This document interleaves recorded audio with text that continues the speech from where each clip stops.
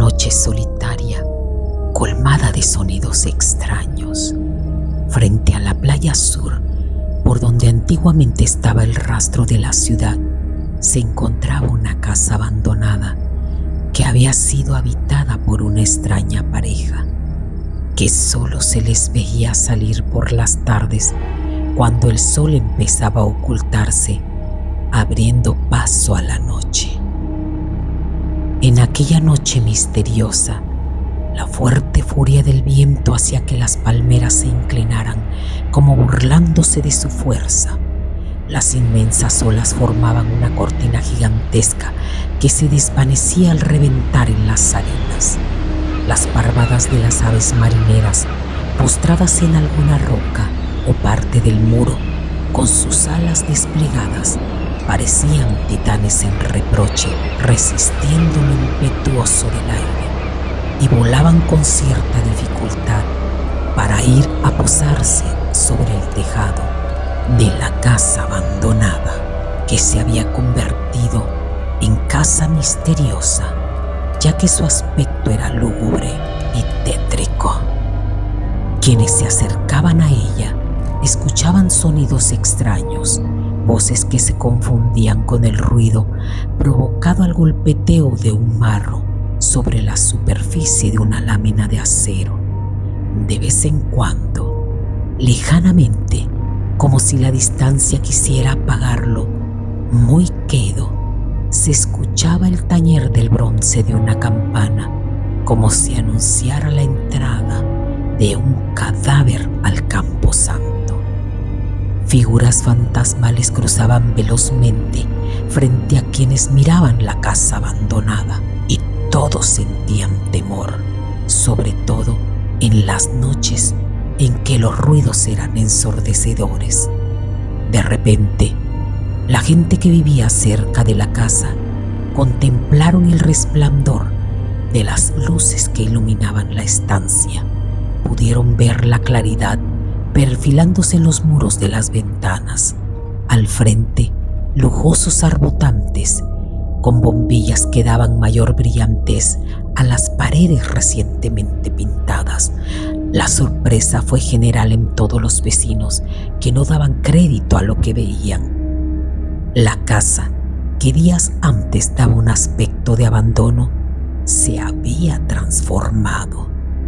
Curiosamente, los vecinos del lugar y quienes conocían la famosa casa, en el día se acercaban a ella y se sorprendían del cambio que había sufrido. La puerta de entrada principal fue cambiada por un enorme portón acabado en nogal, con una brillantez admirable. La chapa era dorada, la que al contacto del sol brindaba reflejos multicolores. Dos pesados aldabones enmarcaban la elegancia de aquel portón. En uno de ellos se veía la cara de la muerte. Era una calavera con los ojos vidriosos, y el otro aldabón estaba pintado de rojo y lucía la figura del hocico de un lobo, con las fauces abiertas, enseñando los colmillos que daban la impresión de tener sangre fresca, como si en ese momento hubiesen atacado a alguien. La gente que conocía aquel raro portón de la casa ya no se acercaba a ella, pues cada vez que lo hacían sufrían escalofríos y un fuerte temblor los sacudía. Corrían espantadas para alejarse rápidamente de ese lugar del que decían estaba maldito. Los nuevos huéspedes de aquella casa lo formaba un matrimonio, acompañado de sus 3 hijos. Uno de ellos era una pequeña de escasos 7 años, y el abuelo, un hombre encorvado por los años que caminaba trabajosamente y a quien se le veía siempre acompañado de la niña. Ella tenía por costumbre corretear por la playa y meterse de vez en cuando en las aguas frescas del mar. Al matrimonio se le veía con frecuencia por las calles de la ciudad. Se rumoraba que él se dedicaba a la búsqueda de tesoros y se sabía que ya había encontrado algunos que lo convirtieron en un hombre acaudalado. Su presencia en esa casa fue porque investigó que en ella encontraría nuevos tesoros.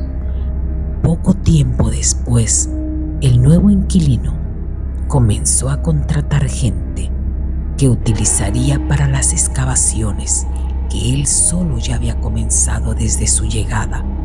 Lo extraño de esos trabajadores contratados era la desaparición de los mismos, pues nunca más se les volvía a ver, hecho que formó entre la población incertidumbre, creciendo más el temor de acercarse a la casa.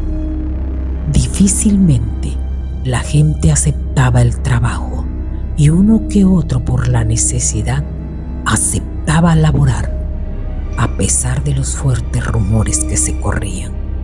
Como la casa estaba retirada de la ciudad, pocas eran las personas que se acercaban a ella. Los vecinos, en determinadas ocasiones, veían cómo escapaba un humillo por la chimenea y aspiraban un olor desagradable, como si estuvieran quemando huesos.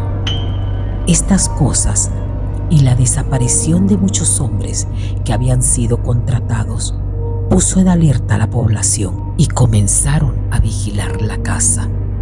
De pronto, notaron que el inmenso portón se abría y vieron que un hombre forcejeaba con el dueño, quien lo golpeaba fuertemente. Al grito de quienes veían aquello, el dueño de la casa corrió a cerrar el pesado portón, dando oportunidad a que aquel hombre se refugiara con los demás. Y era tal la desesperación y el dolor de los golpes que había recibido que solo alcanzaba a balbucear: «Quemen la casa». Cuando dejaron al herido en su casa y aturdido y con la memoria perdida, no pudo explicar por qué quería que se quemara la casa. Entonces alguien formó un grupo de hombres valientes, decididos y armados de valor. Se dirigieron a la casa.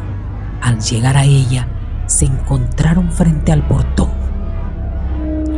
El aldabón, con la figura de la calavera, se carcajeaba siniestramente y el sonido de esa carcajada casi paralizó de terror a los que estaban cerca, tratando de entrar para buscar a sus amigos que habían sido contratados y que jamás volvieron a ver.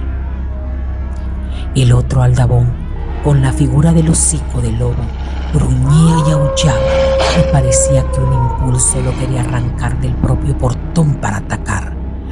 Todos los del grupo estaban aterrorizados.